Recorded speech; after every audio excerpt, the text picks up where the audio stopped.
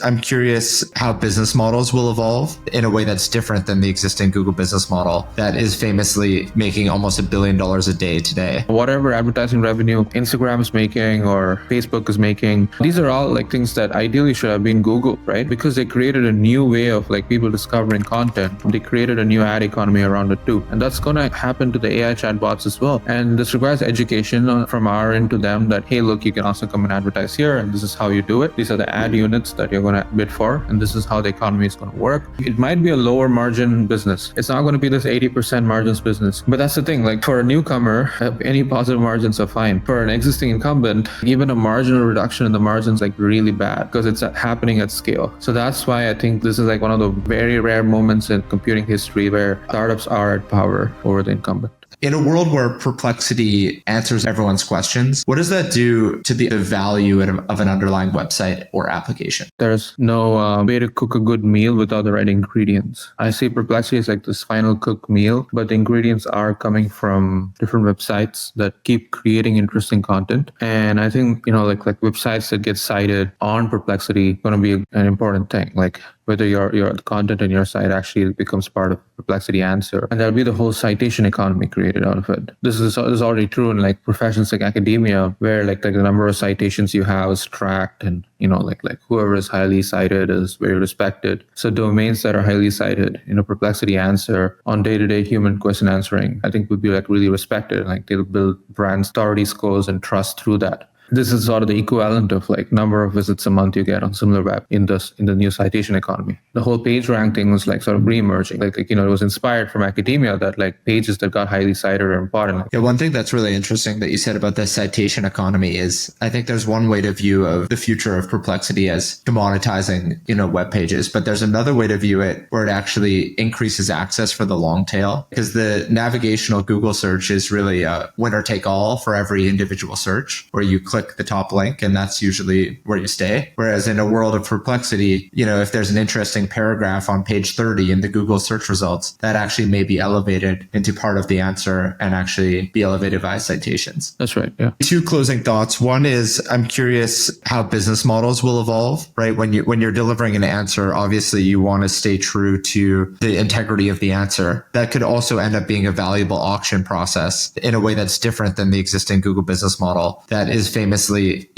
making almost $1 billion a day today. So I'm curious how you see these business models evolving in a world of Perplexity. The websites that get highly cited are important too, except that was done through the backlink structure. But now it's done through like whether the website's content got cited in an actual answer. And that can be used to build a new, different page rank of the web. And of course, how do you like ensure a new website can still, catch up and become highly cited? It's just like how a new scientist can come and like create amazing content and, amazing papers, amazing discoveries and become highly cited too. Like these things are like stuff you should think about. But I feel like that's sort of what's happening or like going to happen to the web of the near future. And I also think like the whole notion of browsing on the phone will change a lot. I think the web browsers are still fine. Like they're not going away anytime soon, unless like we completely redesign the whole desktop native apps, instead of opening Chrome, you're just like having an app or like say Mac OS app Perplexity and like you're doing all your work there. I don't think that's going to happen because we're also used to using the browser and like we still need like regular browsing to get onto a link and stuff like that. But I think on the phone, it's a different scenario.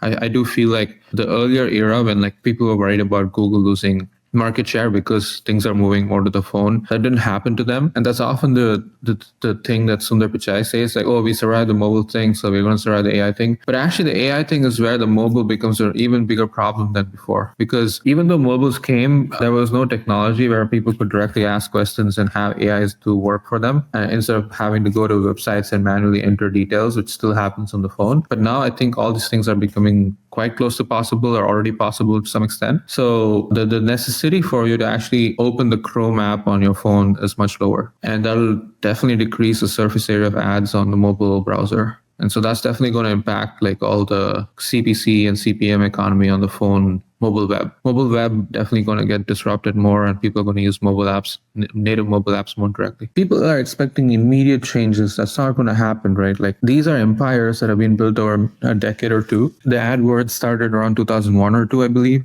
So it's been like 22 years or something. It's not going to just come crushing down immediately. And that's how, whatever advertising revenue Instagram is making or Facebook is making, these are all like things that ideally should have been Google's, right? Like you can make a case for that. And because they created a new way of like people discovering content, they created a new ad economy around it too. And that's going to happen to the AI chatbots as well. Right now, a lot of these are like weekly usage tools. But as they start becoming more and more daily usage tools and part of your workflow, and the way you work changes, the way you live changes, like how you make your decisions changes, where you get your decisions from changes. I think all the people who are currently advertising right now on the traditional old platforms will also like rethink their strategy a lot. And this requires education from our end to them that, hey, look, you can also come and advertise here, and this is how you do it. These are the ad units that you're going to bid for, and this is how the economy is going to work. People automatically change. And like I said before, it might be a lower margin business. Most likely it will be. Like it's not going to be this 80% margins business. But that's the thing, like